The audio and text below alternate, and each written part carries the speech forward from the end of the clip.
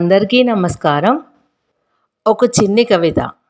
అంశం అబద్ధం. అది ఒక నీడలా వచ్చి చేరుతుంది. అది ఒక నీడలా వచ్చి చేరుతుంది. నిజం వెనకాల నిశ్శబ్దంగా నడుస్తుంది. నిజం వెనకాల నిశ్శబ్దంగా నడుస్తుంది. మొదట అది మల్లెపూల పరిమళంలా అనిపించినా చివరికి ముళ్ళదారిగా మనసును గాయపరుస్తుంది. ఒక దానిని కప్పిపుచ్చడానికి మరొకటి జన్మిస్తుంది. అలా మాటల గూటిలో చిక్కుకొని మనిషి తనను తానే కోల్పోతాడు.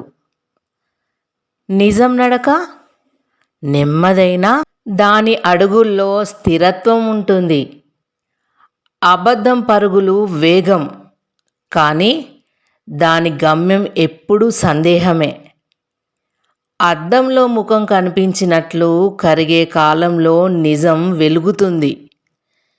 ఎన్ని మేఘాలు కప్పుకున్నా సూర్యుణ్ణి శాశ్వతంగా దాచలేము కదా. అందుకే మాట పలికే ముందు మనసును ఒక్కసారి ప్రశ్నించు. నిజం కఠినమైన గౌరవం ఇస్తుంది. నిజం కానిది మధురమైన అవమానాన్ని మిగిలిస్తుంది. నిజం దీపమైతే అబద్ధం క్షణిక మెరుపు మాత్రమే. దీపం జీవితాన్ని వెలిగిస్తుంది. మెరుపు క్షణాల్లోనే మాయమవుతుంది. ఇంకా అది ఒక రంగుల గాలిపటం. ఆకాశమంతా ఎగిరినట్లు కనిపిస్తుంది, కానీ దాని దారం బలహీనమైతే గాలిలోనే దారి తప్పిపోతుంది.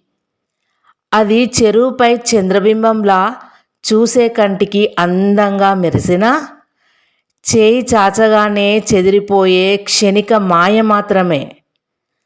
అబద్ధం కట్టిన గోడలు ఎత్తుగా ఉంటాయి, కానీ పునాది మాత్రం ఇసుకపైనే ఉంటుంది.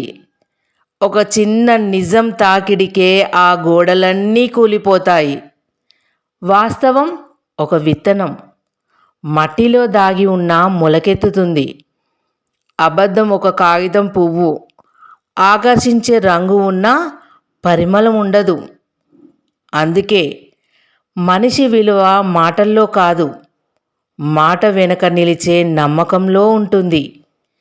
ఆ నమ్మకాన్ని గాయపరిచే ప్రతి అబద్ధం బంధాలను మౌనంగా విరిచేస్తుంది. అందుకే జీవితం అనే గ్రంథంలో నిజమే శాశ్వతం.